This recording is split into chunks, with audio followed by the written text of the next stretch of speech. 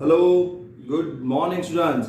See, welcome back to our e-learning session and this is your first lecture of chapter number 9, ledger posting in accounts. Okay, see, in our last session we complete our last chapter, that is chapter number 8, and I hope you all complete your homework of exercise sum number 3, 4, 5, 6 and 7. 8 and 9 we will discuss in our regular lecture. That's why here I hope you all complete your all the exercise sums as well as example sums. All the notes you completely write down in your fair book. Okay, I hope that now we will discuss about our next chapter, that is ledger posting. See, what is ledger posting? See, this is the see, in one time I am already discussing about this chapter or about this topic in the cash book chapter. What is ledger posting? See, whenever the journal entry is given and you have to just make the entry on in the accounts, then it is called ledger posting. So in detail, what is the ledger posting in theory portion we will discuss by reading that particular all the topics. Now first point is introduction. I am reading that. From the earlier chapter, we have learned how to prepare a journal or subsidiary book from the financial transactions of the business. In this chapter, we shall learn how to prepare ledger accounts from the journal and the subsidiary books, and also how to find out the balance in ledger accounts. See, some portions, see in this chapter, how to prepare a ledger accounts, how to prepare a ledger accounts from business transactions as well as from subsidiary books. But from the subsidiary books, or you can say from the columnar subsidiary books, whatever the ledger posting is there, here the government cancel that portion, and that's why that we will discuss in our regular lecture. Only the government, whatever the syllabus approved by the government, we will discuss in our video lecture, and whatever the syllabus cancelled by the government we will discuss in our regular school lectures. Okay, so right now see here some portion is also cut, but here what we have to see in this chapter, that is the brief is given here. See that ledger from prepare ledger accounts from a journal and the subsidiary books, and also how to find out the balance in the ledger account, that we will see in this chapter. At the time of preparing the accounts in any organization, that is in any business, to prepare different ledger accounts and also to find out the balance in the each accounts is very important, because if you want to find out the position as well as the profit or loss of the business, then you have to prepare these accounts as well as you have to find out all the balances of particular accounts.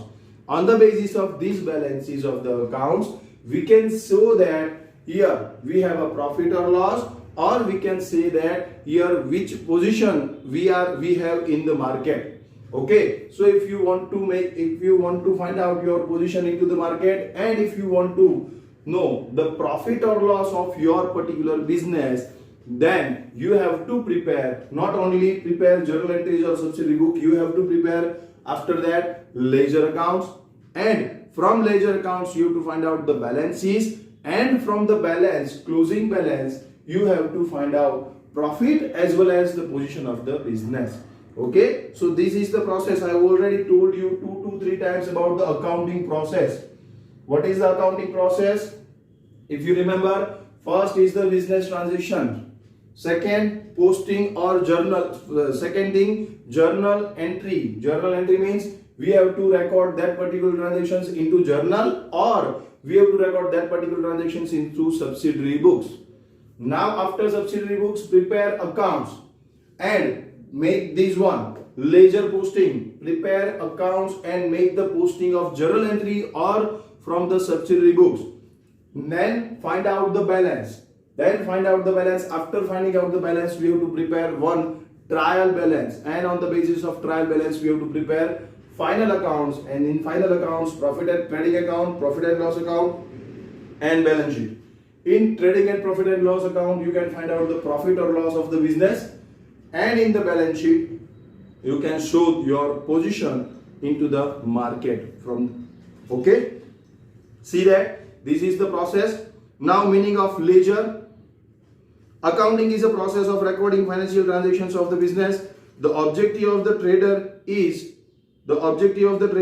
to get the useful information relating to business from the recorded entries. For example, details of total purchase during the year. See, if I am purchasing each and every day, then I am recording that into purchase account. See, purchase account debit to cash account, purchase account debit to party account. Okay, that is the entry.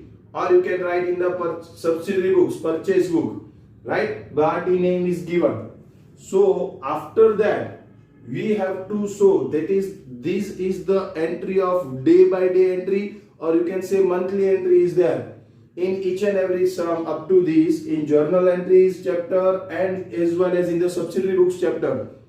The entries is only regarding 1 day, 1 month, not more than that. But at the end of the period, that is after the end of the year, 1 year, we have to know about what is the total purchase of the year, what is the total sales of the year, and what is the difference of that particular sales and purchase, and what is the profit of the year, right? So we have to find out all these things. On the basis of that, not only 1 day, not only 1 month purchase, sales, etc. All these things, all the income and expenses not recorded only for 1 day or 1 month. It is recorded for a whole year. And at the end of the year, what we want? We want the total, right? That is, say, for example, details of the total purchase during the year, details of sales, details of total sales during the year, types and amounts of expenses, types and amount of income, total assets and receivable, total liabilities and payable, profit earned, loss suffered, etc. All these things, not only for 1 month, all these things for whole year we want, right? Now that these types of various information can be known or obtained from a journal or subsidiary books, that we know, okay? In a view of the above information, separate accounts are prepared. Now what? In the journal entry, all the journal entries regarding purchase, sales, purchase return, sales return, furniture purchase, or any special transactions is made. In the journal entry, all these entries are there, right? But if we want to, from all these things, if we want to know only purchase, then what? Then we have to make sure that we have to prepare one purchase account. And whole year purchase entry should be recorded at one place, and that is called purchase account, right? If we want sales of the year, then what? All full year sales is recorded in different place in the journal book, in subsidiary book, right? But now that particular also will be recorded at one place, that is at sales account.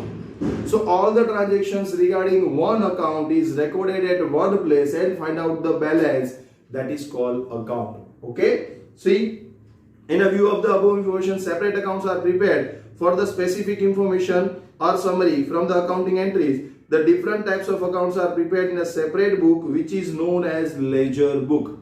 See, in the starting way, theory is there.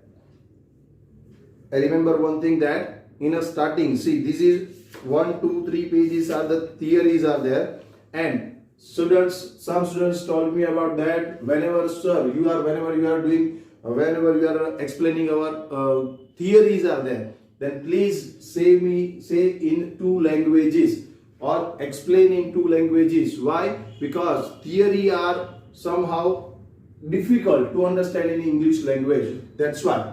So I am now explaining you here both the languages. Okay, see that. In a view of above information, separate accounts are prepared for the specific information of or summary from accounting entries. हमको यहाँ पे जो हम entry कर रहे हैं, देखो, if I am making an entry of purchase account debit to cash account, second entry cash account debit to sales account,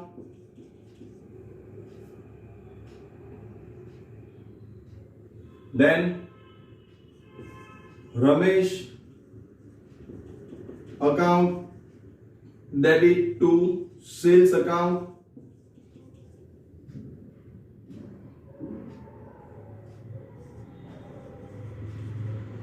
Parthiv account debit to bank account. Furniture account debit to Ram Furniture Mart account.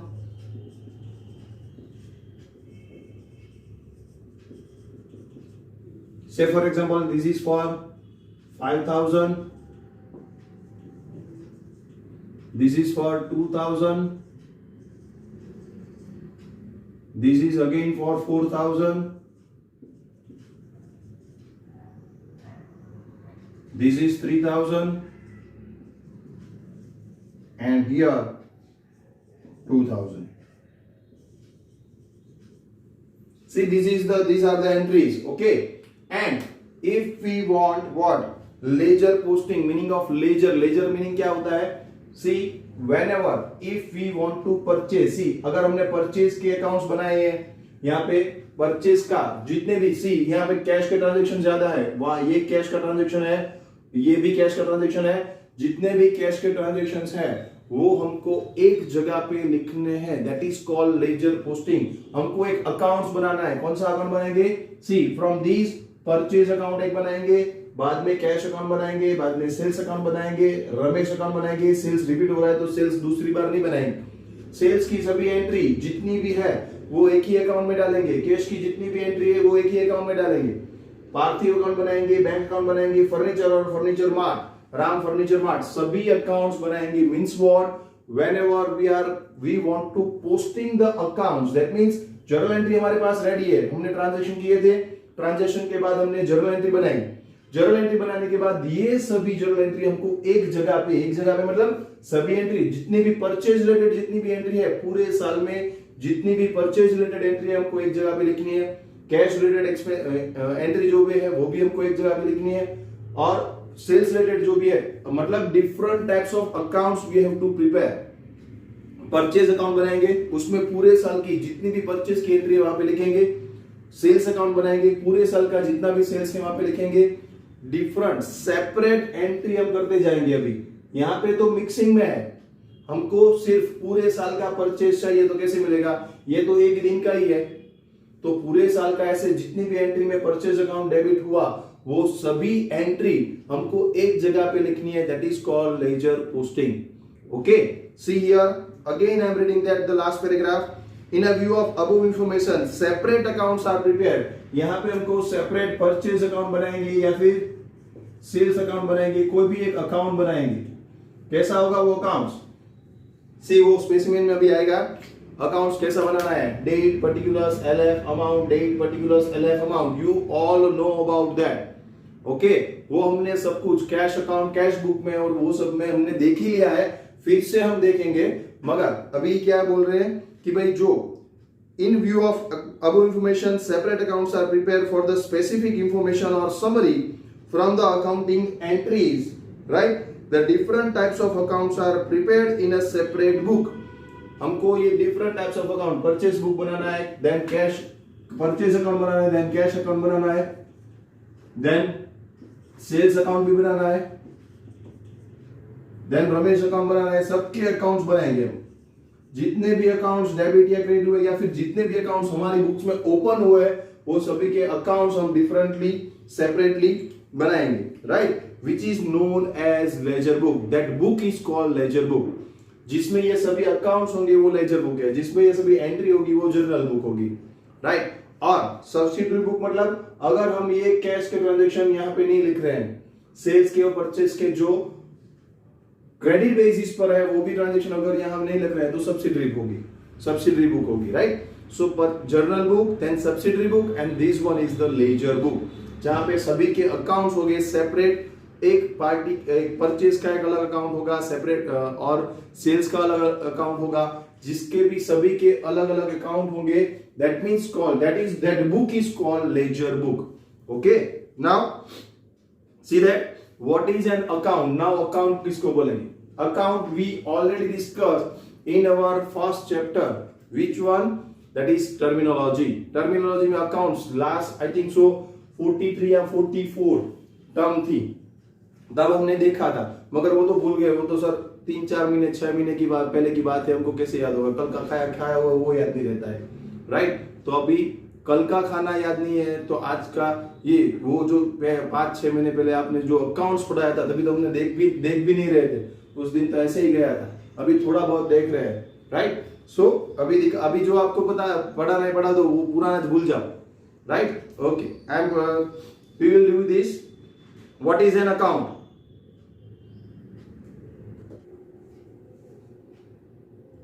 An account means summary showing debit and credit effects of a transactions affected during the specified period relating to either individual goods, assets, income or expenses prepared in a specific format according to the rules of the accounting. What is account? See in detail. The definition of account is given here at the time of the terminology, not in detail. The information is given at that time, right? So here the detailed information is given. An account means summary. Summary means अगर हमने purchase account यहाँ पे लिखा है, after that after 6 entries again purchase account लिखा है, ऐसे साल में जितने भी परचेज की एंट्री की है, तो सभी परचेज की एंट्री एक साथ इकट्ठी करके हमको वहां पे एक अकाउंट में लिखनी है। That is the summary of the all year, full year, right? See, a summary showing debit and credit effects of the transactions. अगर हमने डेबिट किया है तो डेबिट की समरी लेनी है, क्रेडिट किया है तो क्रेडिट की समरी लेनी है, राइट? कैश अकाउंट जितने भी क्रेडिट हुए हैं, कैश अकाउंट जितने भी डेबिट हुए, सभी की क्रेडिट और डेबिट की समरी हमको यहाँ पे कैश अकाउंट में लिखनी है। That's why it is called an account. All the debit and credit entries, summary सबकी वो हमको यहाँ पे लिखनी है, that is called account, right? Transactions affected during the specified period, that is 1 year, relating to either individual, कोई भी होना चाहिए, परचेज हो या चलेगा, individual that is personal account, here Ram furniture mart is a personal account, individual account, right? Then assets, cash is the assets account, right? Income or expenses, all the income, salary account, here we have to prepare salary account, wages account, right? All these accounts we have to prepare, dividend account, interest account, that is expenses as well as income accounts we have to prepare, and full year all the dividends, incomes, all years interest incomes we have to record at one place, that is called account, right? Prepared in a specific format, we have to prepare these in a specific format, we have to given. See in the next topic, specimen of account, what is the format is there, we have to write down this only into that format. Okay, so prepare in a specific format according to the rules of accounting. What is the rules of accounting? Accounts बहुत अच्छा rules याद आए, देखो आप भी जानते हो अच्छी तरह से ये रूल। हम अगर कोई बदमाशी करे तो क्या करेंगे? अगर घर में हम छोटे हैं और स्कूल में भी अगर हम खेल रहे हैं और कोई तो बदमाशी की हमने, तो हम अपना नाम देंगे कि मैंने किया है सर, मेरे को बता दो, और पापा को मम्मी को ऐसे बताओगे कि मैंने किया है? नहीं, किसने किया है? बड़े वाले ने किया है, ये कोई फ्रेंड ने किया है, किसी का नाम दे देते हैं, राइट? काम हम करते हैं, नाम किसी का होता है, राइट? हम जो भी बदमाशी करते हैं सबका नाम सामने वाले का ही नाम देते हैं। मैंने नहीं किया कुछ, सामने वाले ने किया। यस, यही पॉइंट अकाउंट्स भी सिखाता है। क्या? अगर आप कोई भी एंट्री कर रहे हो तो सिर्फ सामने वाले का नाम लिखना है, उस अकाउंट में उसका नाम नहीं लिखना है। That is the rule of accounting. Rules of accounting में पोस्टिंग कैसे करते हैं? पोस्टिंग का एक ही रूल है, purchase account debit to cash account. तो परचेज अकाउंट में परचेज का नाम तो आएगा ही नहीं, सामने वाले का ही नाम लिखना है, to cash account. See we already this posting we already see in cash book. Cash book में मैंने वही करवाया था आपको, पहले यहाँ पे जर्नल एंट्री करवाई थी और उसका पोस्टिंग हम कैश बुक में करते थे, राइट? पोस्टिंग की एंट्री वही होती है, पोस्टिंग का रूल्स वही है। What is the rules of posting? जिस जो भी एंट्री है उसमें जो एंट्री डेबिट हो रही है तो उस अकाउंट में अगर लिख रहे हो तो उसका नाम नहीं आएगा, सामने वाले का नाम है, वो सामने वाले का नाम हमको पर्टिकुलर्स की कॉलम में लिखना पड़ेगा, right?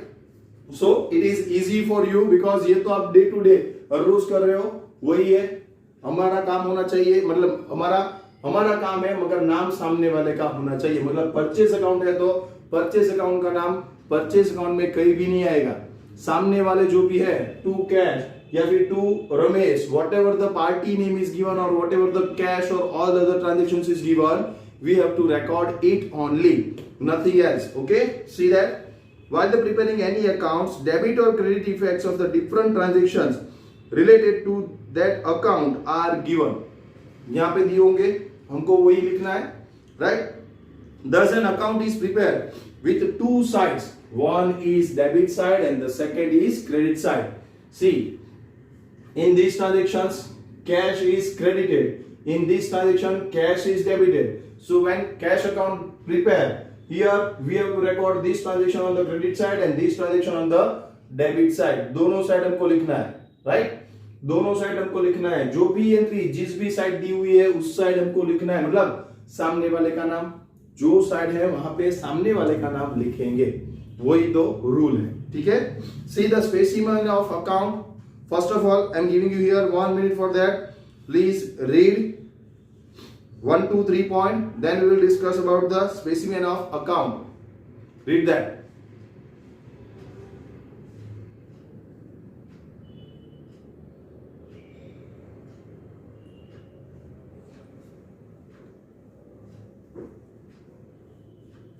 First, introduction. Then meaning of ledger. We already discussed about that. And then what is an account? Whatever, see the in detail or in, if you want to say, if in my words I am saying the definition of accounts, that is what हमने पूरे साल में जो भी entry की हुई है उसमें से कोई एक पर्टिकुलर अकाउंट्स की हमको बैलेंस या समरी चाहिए, तो वो पूरे साल की जितनी भी, सपोज से फॉर एग्जांपल रमेश के साथ हमने जितने भी ट्रांजैक्शंस ड्यूरिंग द ईयर किए हुए हैं, तो वो पूरे साल के जो भी ट्रांजैक्शंस हैं वो हम एक प्लेस पे लिखेंगे, एक place, one place, that is laser book, and laser book में उसका अकाउंट होगा, रमेश नाम का अकाउंट होगा, वहां पे हम सभी जो भी अकाउंट्स उसके साथ जो भी ट्रांजैक्शन किए हुए हैं ड्यूरिंग द ईयर, ये है, उसके अलावा दूसरा भी होंगे, जितने भी ट्रांजैक्शंस हैं सभी यहाँ पे एक जगह पे लिखेंगे, that is called an account. और अकाउंट की दो साइड होती है, एक डेबिट साइड और एक credit side, right? Debit side, जब डेबिट होता है अकाउंट तो हम डेबिट साइड एंट्री करते हैं, जब अकाउंट क्रेडिट होता है तो हम क्रेडिट साइड एंट्री करेंगे, right? That is the rule. But सामने वाले का नाम लिखेंगे, रमेश के अकाउंट में रमेश का नाम नहीं आएगा, परचेस के अकाउंट में परचेस का नाम नहीं आएगा, राइट? सेल्स के अकाउंट में सेल्स का नाम नहीं आएगा, क्या होगा? सामने वाले का नाम लिखना है compulsory, that is called posting. Okay, see separate, sorry, specimen of an account. Now from the specimen of an account given here, we shall understand the account in detail and also see how to prepare the account. See,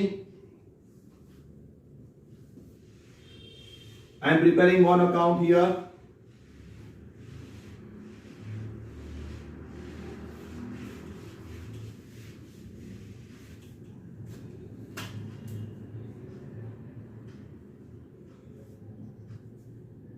Say for example, Naresh account. First one is date, then particulars,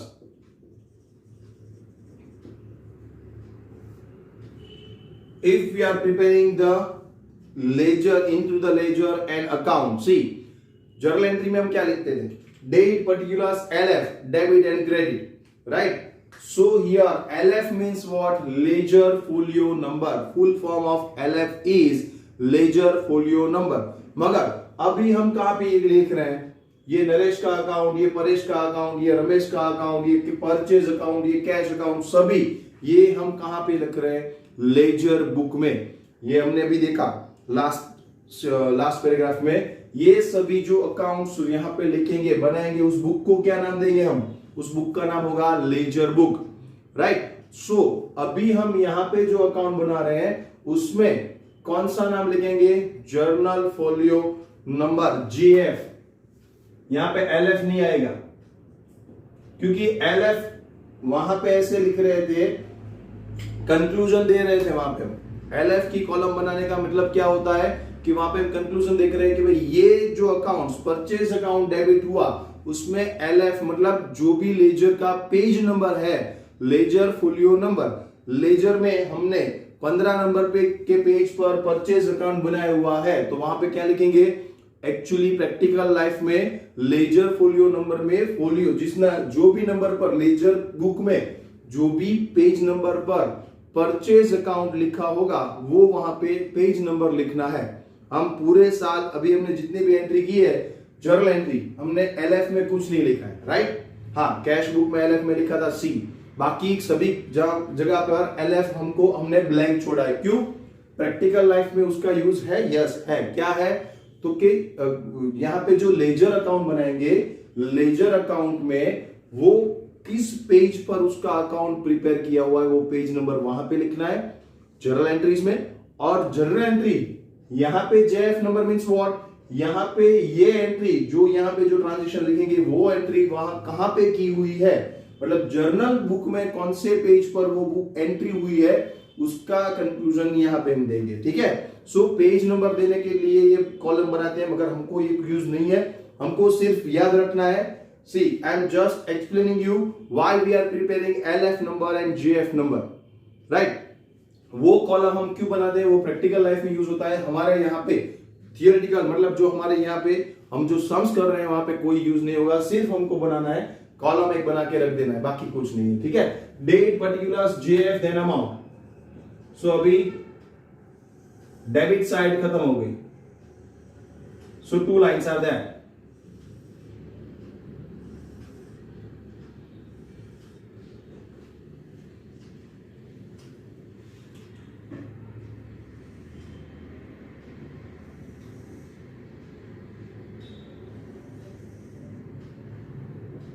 debit side होगी अभी credit side same ऐसे ही होनी चाहिए। Date,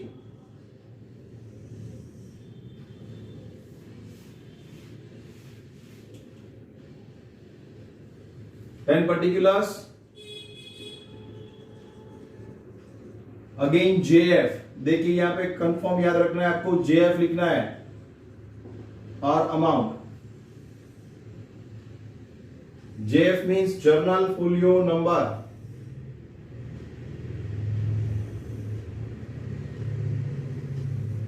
journal folio number JF, ये होगी credit side. Or you can write down in the short form DR or CR, right?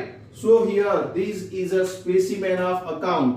यहाँ पे लास्ट में जब अकाउंट्स खत्म हो जाएगा तब लास्ट में एक लाइन करेंगे, और यहाँ पे टोटल की भी एक लाइन करनी है। टोटल डबल लाइन में होगा compulsory.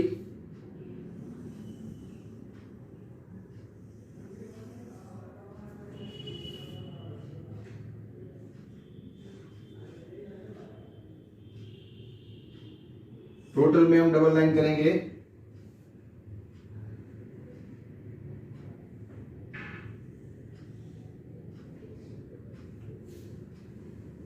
See, this is the specimen of accounts. यहाँ पे date, particulars, JF amount, date, particulars, JF amount. This side is a debit side, this side is a credit side, right? According to the double entry system, left hand side of each account is known. Left hand side of each account is known as debit side, and the right hand side, see here, left hand side is debit side and the right hand side is the credit side of the accounts. Okay, as given in the above specimen, columns are drawn in an account. Each column is explained here under. अभी date में क्या लिखेंगे? जिस date पर transaction हुआ वो date लिखनी है। जिस डेट पर अकाउंट में नरेश के साथ हमने किस डेट पे ट्रांजैक्शन किया था, 1 सितंबर को किया था, 15 दिसंबर को किया था, बाद में 2 फरवरी को किया था, जो भी डेट पर हमने नरेश के साथ ट्रांजैक्शन किए हैं वो डेट लिखनी है, that is the date column. See that the date of the transactions which affects the accounts is shown in this column. The same date is shown in the journal or subsidiary book. जो subsidiary और journal book में जिस date पे हमने transaction किया था वही date हमको यहाँ पे लिखनी है। वहां पे कैसे मिलते थे अब तक क्या हुआ था? जर्नल एंट्री में जो जनवरी महीने की जितने भी जर्नल एंट्री हम लिख देते थे, क्योंकि एक महीने की ट्रांजेक्शन नहीं देते थे सम्स में। सब्सिडी बुक में भी मार्च के, अप्रैल के या फिर सितंबर महीने के ट्रांजेक्शन दे रहे थे और वो ट्रांजेक्शंस हम वो मंथ में लिख देते थे, राइट। मगर यहाँ पे क्या होगा, लेजर पोस्टिंग में जितने भी साल में जितने भी मंथ है, साल में जितने मंथ में नरेश के साथ जितने भी ट्रांजेक्शन हुए हैं, सभी ट्रांजेक्शन हमको यहाँ पे लिखने हैं। दैट मीन्स व्हाट, मैंने क्या बोला अभी, तो 2 फरवरी होगी, 5 मार्च होगा, 10 अप्रैल होगी या फिर 15 मई होगा। जितने भी ट्रांजेक्शंस नरेश के साथ किए सभी डेट हमको यहाँ पे, अगर डेबिट हुआ है तो डेबिट, अगर क्रेडिट हुआ है तो क्रेडिट साइड इफेक्ट लिखनी होगी। डेट की कॉलम में कौन सी डेट लिखेंगे, जब भी हमने नरेश के साथ जितने भी ट्रांजेक्शन किए वो सब डेट हमको यहाँ पे लिखनी है, right.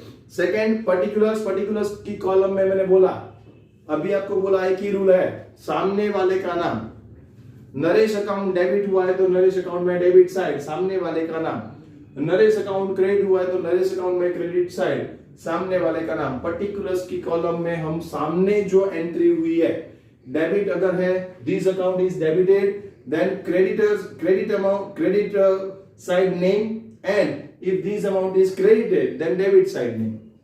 See that when we record all the debit side of an account, the name of the account having corresponding credit effect of the same transactions is written here in this column. अगर हम debit side लिख रहे हैं तो उसकी उसी entry में जो भी क्रेडिट हुआ है उसका नाम यहाँ पे हम लिखेंगे। That is the main rule of posting. Okay, again I am reading that when we record on the debit side of an account, we record on the debit side of account the name of the account having corresponding credit effect.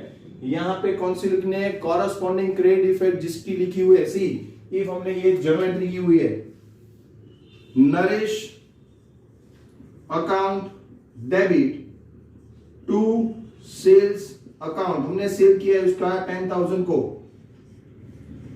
हमने नरेश को 10,000 का sales किया हुआ है, तो ये entry होगी on the credit basis. तो नरेश अकाउंट में क्रेडिट नहीं, debit side corresponding credit effect, that means sales account credit है इस एंट्री में, तो यहां पे हमको टू सेल्स अकाउंट ऐसा लिखना है, नथिंग एल्स। सब्सिडरी बुक में भी हमने ये समझ लिया है और कैश बुक में भी ये हमने समझ लिया है, फिर भी मैं आपको समझा रहा हूं, ये पोस्टिंग ऐसे करेंगे।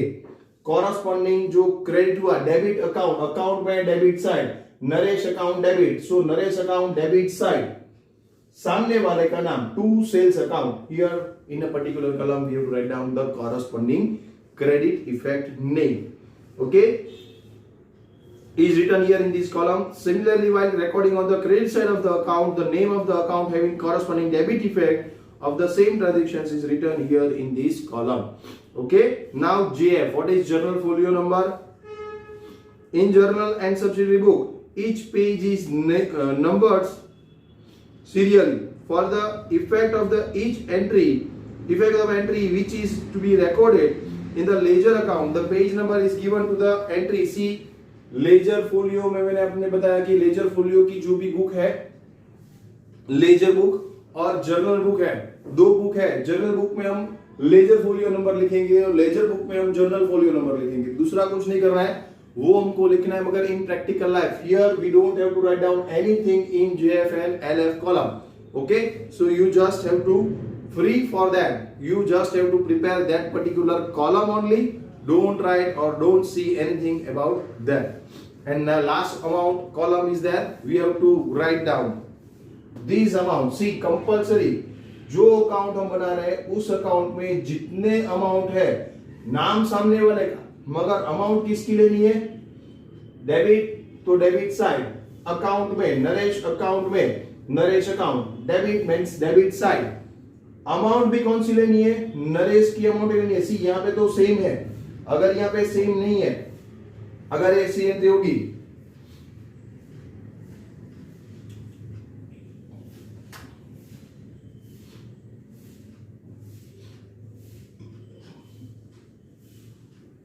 सी, ये एंट्री थोड़ी चेंज कर देता हूं मैं। Naresh account debit 9,900, discount account debit 100, to sales account, this is the combined entry 10,000। तो क्या करेंगे, नरेश अकाउंट में डेबिट साइड सामने वाले का नाम लिखेंगे, मगर अमाउंट कौन से लिखेंगे ये नहीं, नरेश की जो कॉरस्पॉन्डिंग अमाउंट है वही हमको लिखनी है। वहां पे 9,900 is recorded compulsory, right. Amount की कॉलम में देखो, in this column the amount which is shown in the journal of subsidiary books for a transactions the same amount is to be return. This transaction की जो भी entry है, जो भी amount है, वो अमाउंट यहाँ पे लिखनी है, नहीं कि ये अमाउंट। सामने वाले का नाम लिखना है, सामने वाले की अमाउंट नहीं लिखनी है। अमाउंट तो जो ट्रांजैक्शन हुआ है उसकी ही लिखनी है, right. Okay, now see that this is the specimen of N account. Now the next topic is meaning of posting. Posting कैसे करेंगे? सो पहले फिर से 1 minute I am giving you here, please read that all 1 to 4 points। Theory है, बीच बीच में break लेते लेते हम करेंगे, क्योंकि अगर थ्रू आउट करेंगे तो प्रॉब्लम हो जाएगा। तो 2 मिनट में आपको फिर से रीडिंग का दे रहा हूं, read, then we will discuss about the next topic, meaning of posting करेंगे हम बाद में।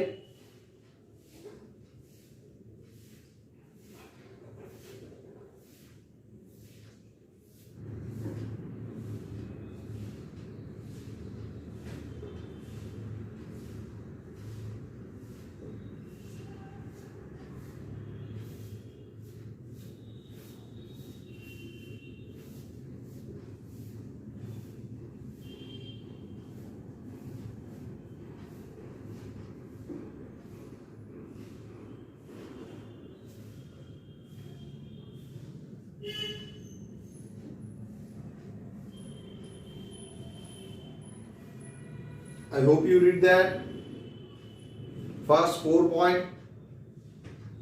Now we will discuss meaning of posting.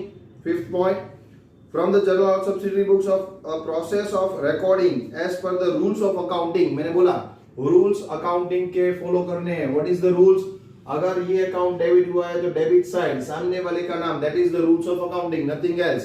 Posting करने के लिए हमारे पास एक ही रूल है, जो भी अकाउंट्स, जो भी जर्नल एंट्री दी हुई है या फिर जो भी पोस्टिंग हुआ है सब्सिडरी बुक्स में से, तो वहां पे से यहाँ पे अकाउंट में डालने के लिए क्या करना है, सामने वाले का नाम लिखना है, nothing else. Okay, so as per the rule of the accounting, rules of accounting, either on debit और credit side of the affected account is known as posting। we are writing on the debit or credit side, that is called posting। ये journal entry है और इसको हम posting बोले, इसी का posting हमको यहाँ पे करना है, राइट। ये जर्नल एंट्री जर्नल बुक में लिखेंगे, ये पोस्टिंग है जो अकाउंट है वो लेजर बुक में लिखेंगे, right. This is 2 separate books, right. Okay, now utility and और advantages of the ledger. See here, this is not an important topic, but we are just reading as well as somehow in some point I am explaining you, but this is not an important topic, so you just have to read that, and I am just reading that also। utility of and or advantages of ledger। purpose of accounting is not only limited to recording of monetary receipts and payments। Account में हमको हमारा purpose क्या है, हमको सिर्फ पैसे लेने या देने नहीं है, दो ही नहीं करना है, हमको ये भी करना है कैसे ट्रांजैक्शन करेंगे, उसमें से कैसे प्रॉफिट होगा, और उस प्रॉफिट को हम अच्छी तरह से निभाए, वो कैसे होगा वो देखना है। Based on the account only a trader can have an idea regarding the financial position as well as the profit और loss of the business. See, if I am purchasing the goods at ₹5 and I am selling the goods at ₹7, what means of that? मैंने ₹5 में goods purchase किया है और ₹7 में वो मैं बेच रहा हूं, तो ₹2 का मेरे को प्रॉफिट हो रहा है, that means I am making a profit. Yes, no, here the different types of expenses are also there।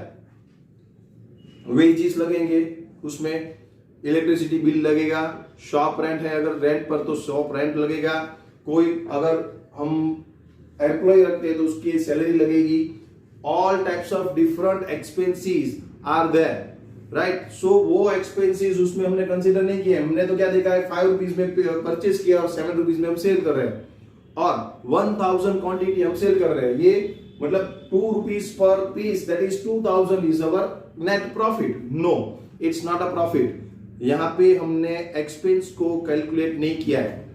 तो सिर्फ पैसे लेने या पैसे देने से कोई प्रॉफिट लॉस नहीं हो जाएगा, या फिर कोई ट्रांजेक्शन या फिर कोई बिजनेस नहीं हो जाएगा।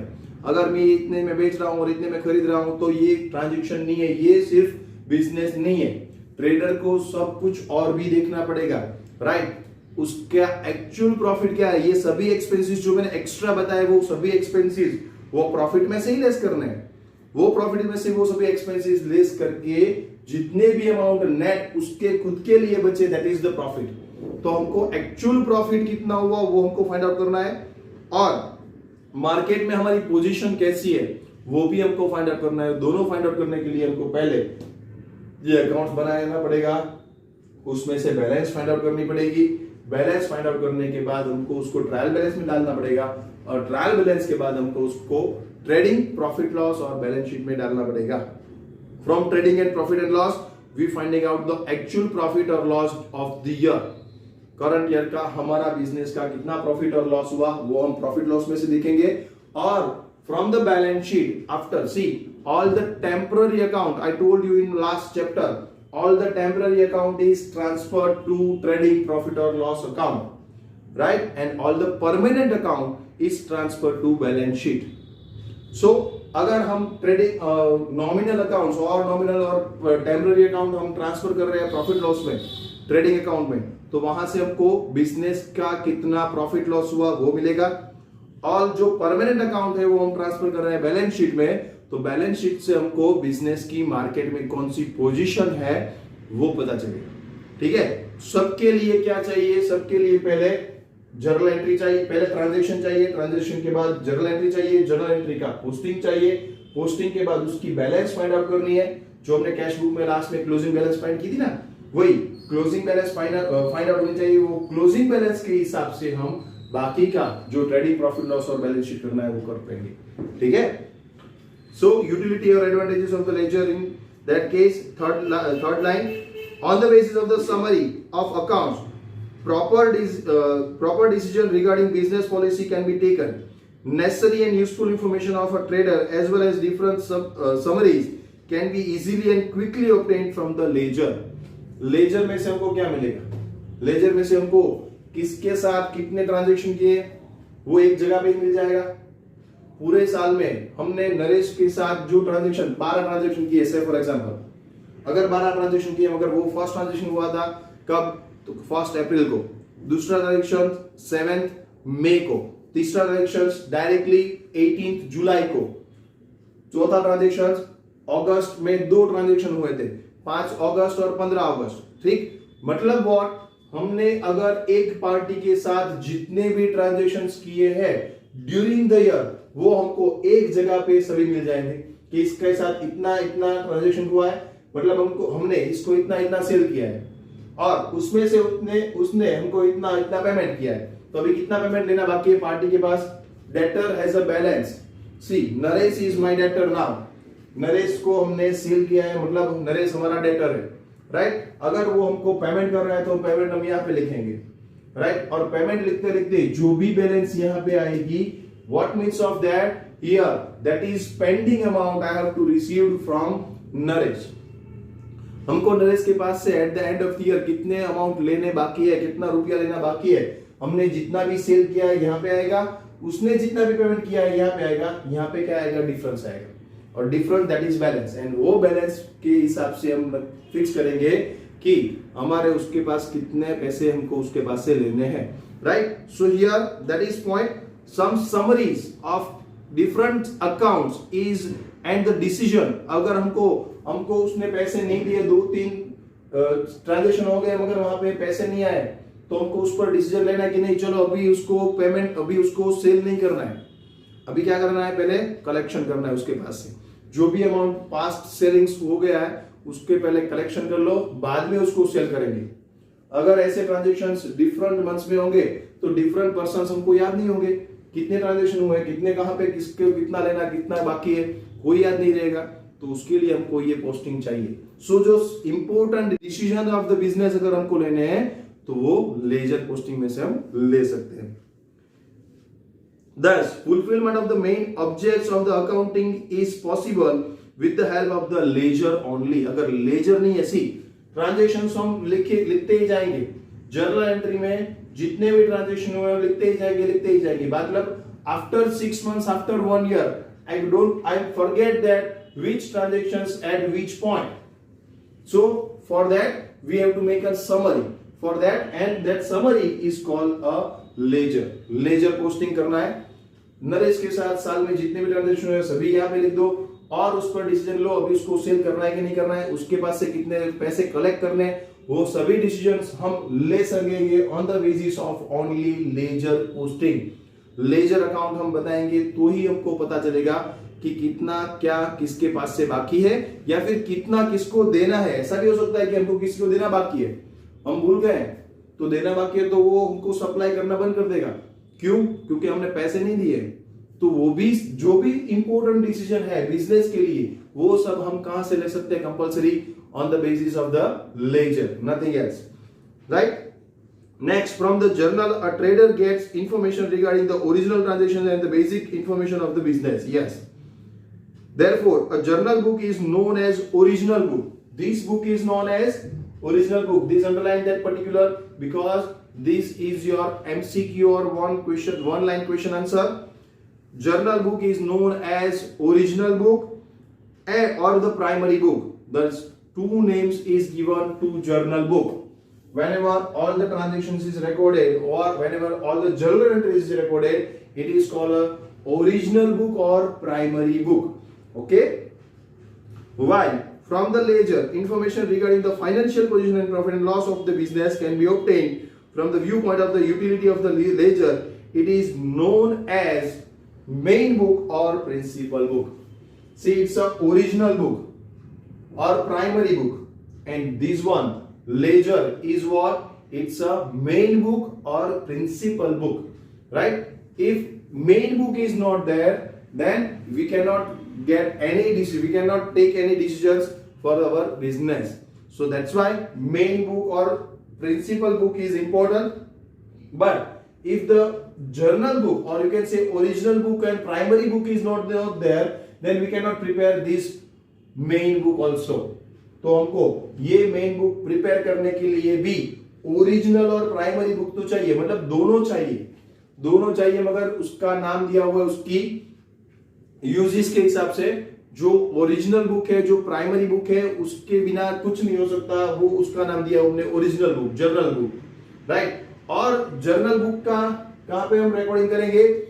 लेजर में। तो लेजर का क्या नाम दे दिया उन लोगों ने? मेन बुक या फिर प्रिंसिपल बुक। अगर मेन बुक नहीं है तो भी हम कोई डिसीजन नहीं ले सकते, राइट। सो ये आर द मेन बुक और principal book of the accounts. This is the names of the journal book as well as ledger book. Ledger become useful to get the information, following information. First, capital ratio. See the information you just have to read. I am not explaining you here all these uses because it is not much useful.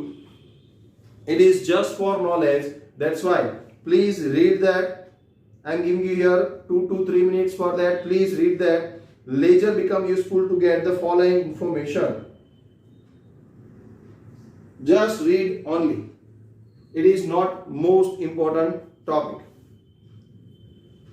Utility is important, but the advantages of ledger here, usefulness of the ledger is not much more important. So please read that just only. In this topic, from the topic number 6, we just have to know about the second name of journal book. That is what? Original book or a primary book, and the second name of a ledger book, that is main book or a principal book. Okay.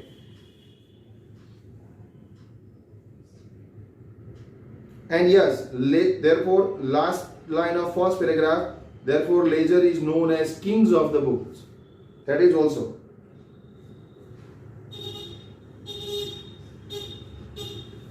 all the books kings is which one? Ledger book.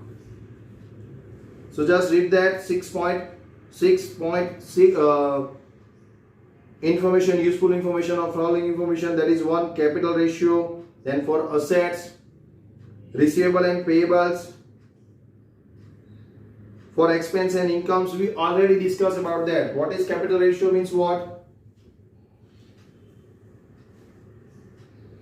What is capital employed or invested into the business and what is now profit on the basis of that. See, ये आपको क्या बता रहा है कि भाई अगर हमको 10 लाख रुपीस का बिजनेस हमने स्टार्ट किया है और 10 लाख रुपीस का बिजनेस स्टार्ट करने के बाद हमारा profit of at the end of the year 10,000 भी नहीं है, 10 लाख पर 10,000 का प्रॉफिट हो रहा है, that means only 1% is capital ratio.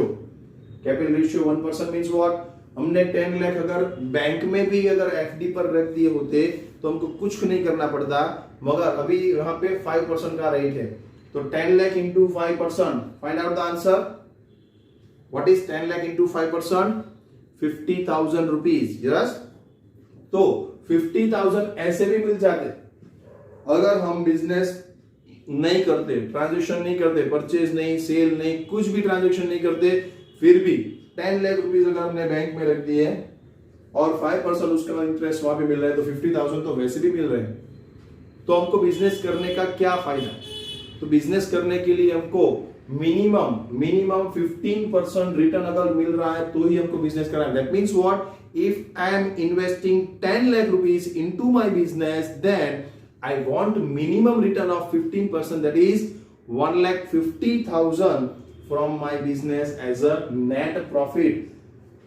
सभी एक्सपेंसेस बाद कैंसिल करने, मतलब डिडक्ट करने के बाद जो नेट प्रॉफिट मेरे लिए जो बचेगा, मतलब जो हमारे बिजनेस के लिए ऑनर को जो भी प्रॉफिट जो बचेगा, वो profit is the net profit and that should be compulsory 1,50,000. Minimum 15% return तो मिलना चाहिए, अदरवाइज 5 to 10% तो बैंक या पोस्ट भी दे रहा है, पोस्ट ऑफिस भी दे रहा है, राइट? सो अगर हम कुछ नहीं करेंगे तो भी वहां पे इतने पैसे तो मिल जाएंगे. मैंने जो इन्वेस्टमेंट किया है बिजनेस में, उसका रिटर्न, उसका रिवॉर्ड इतना मिलना चाहिए. That is called a capital ratio. यहाँ पे से हमको ये सब कैलकुलेशन करने का, ये सही बैलेंस मिलेगी. बैलेंस में से मैंने 2-3 बार बोला, बैलेंस में से हम ट्रेडिंग प्रॉफिट लॉस बनाएंगे. तो ट्रेडिंग प्रॉफिट लॉस में जो हमको प्रॉफिट मिलेगा उसके बेस पर हम डिसीजन ले सकते हैं कि हमको ये बिजनेस करना है कि नहीं करना है. अगर रिटर्न इतना नहीं है जितना हमने इन्वेस्ट किया है, उसके हिसाब से रिटर्न नहीं है, तो हमको ये बिजनेस नहीं करना है. ये डिसीजन हमको ये कौन देगा? लेजर पोस्टिंग में से मिल जाएगा. फॉर असेट्स, कौन कौन सी असेट लेनी चाहिए, कौन सी नहीं. हमारे बिजनेस में जगह नहीं है और हम 5-6 चेयर लेकर रख दे, चलो भाई चेयर रखो यहाँ पे, ऐसे ही रखो, बस रखनी है. क्यों? तो क्या असेट्स परचेज करनी है? नहीं, वो असेट्स अगर हमको परचेज करनी है तो उसकी यूजफुलनेस चाहिए, ठीक है, और यूजफुलनेस के साथ अमाउंट भी चाहिए. प्रॉफिट है तो ये सब असेट्स इन्वेस्ट कर सकते हो आप, अगर नहीं है तो नहीं इन्वेस्ट कर सकते, right? So assets, receivable and payables, कितने पैसे किससे लेने हैं, कितने पैसे किसको देने हैं, वो भी हम इसके उस पर से ही फाइंड आउट कर सकते हैं. एक्सपेंस और इनकम, कितने साल में कितनी एक्सपेंस हुआ है, साल में कितनी इनकम हुई है, कहां से कौन कौन सी इनकम हुई है, कहां पे कौन कौन से एक्सपेंसेस हुए, एक्सपेंस को कम करना है, इनकम को बढ़ाना है, right? That is the motive of the business. And अगर वो मोटिव हमको फुलफिल करना है तो हमको लेजर पोस्टिंग करना पड़ेगा, क्योंकि पूरे साल का जितना भी एक्सपेंस है वो की जगह पे आएगा, पूरे साल की जितनी भी इनकम है वो की जगह पे आएगी, तब हम कोई डिसीजन ले सकते हैं. अगर सेपरेट एंट्री की हुई है तो हम कोई डिसीजन नहीं लेंगे, right? Next, information for purchase and sales, पूरे साल में कितना परचेज किया है, कितना सेल किया है, वो इंफॉर्मेशन भी, परचेज रिटर्न, सेल्स रिटर्न, वो सभी इंफॉर्मेशन हमको कहां से मिलेगी? लेजर पोस्टिंग में से ही मिलेगी, right? Prepare a trial balance. Now trial balance हमको प्रिपेयर करना है. मैंने बोला था अकाउंटिंग एंट्रीज के बाद, अकाउंटिंग प्रोसेस में मैंने बोला था क्या, पहले आपको बिजनेस ट्रांजैक्शन करना है, ट्रांजैक्शन के बाद जर्नल एंट्री लिखनी है, जर्नल एंट्री के बाद क्या करेंगे हम, लेजर या सब्सिडरी बुक में, पहले सब्सिडरी या जर्नल एंट्री या सब्सिडरी बुक्स, दोनों में से कोई भी एक में भी एंट्री करेंगे.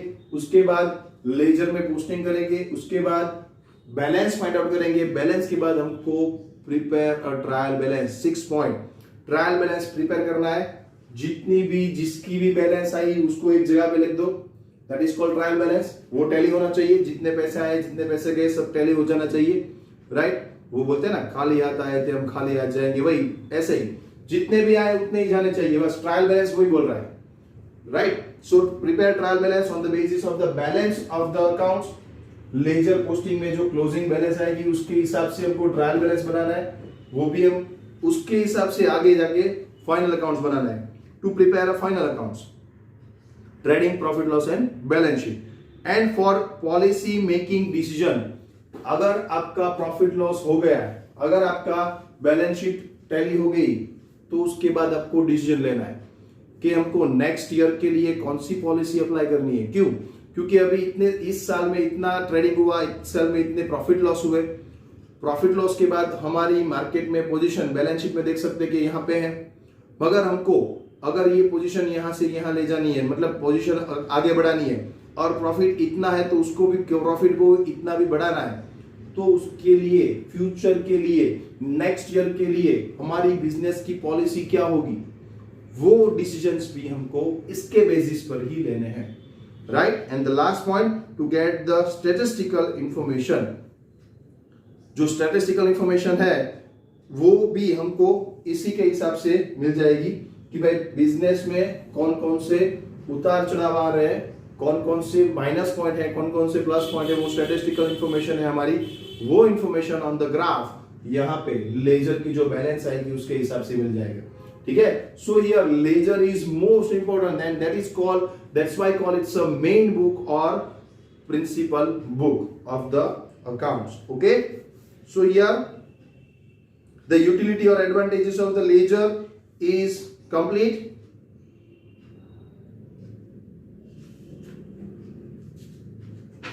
So here 6 point is complete. One is introduction, second one is meaning of the ledger, third one what is an account. See, important point is what meaning of ledger is important, that is last paragraph. The definition of ledger, please underline that. Then what is an account, that is also important from this chapter. See which theory is important from this chapter, I am underlining that, I am saying about that, okay. Then specimen, there is no any importance, this is only for your knowledge, right. You don't have to ask about what is the specimen of account, right. That is only here the definition or the meaning of the account, meaning of the ledger posting, all will ask, but specimen will not ask, it is just for your knowledge. Fifth point, meaning of posting, yes, it is your theory question. You have to write down the meaning of the theory question, meaning of the posting, as well as utility or advantages of ledger. In that case, only the name, that is king of the books. Here, the ledger is a king of the books, as well as the name of journal book and the proper book, journal book and the ledger book. Second name is also given, that is important. Then the 6-9 information which is given, it is just for your knowledge, okay. So here I am complete 6 topic of this chapter. Then the 7th topic is index of the ledger, form and then forms of the ledger and process of posting. See, the main part of this chapter, that is a practical. See, this chapter is a, not these only, accounts fully is a practical chapter, practical subject, right. But from that, in some stages some theories are there, some basic knowledge is there, and that will ask in 1-2 marks. MCQs, SQ for one liner, and 2 marks short questions, that will ask in 1 or 2 marks, nothing else. Otherwise all the practical sums will ask. And in this chapter 9th topic, process of posting, from that we will discuss about the practical questions, okay. So here 6th topic is over. Please read these 6 topics 2 to 3 times in your homework. There is no today any homework, only you have to read these 6 topics 2 to 3 times, okay. And also read 7, 8, 9 topic up to illustration 1, you have to read all these things, okay. So here I am complete my lecture. So thank you class. Have a nice day. Bye bye.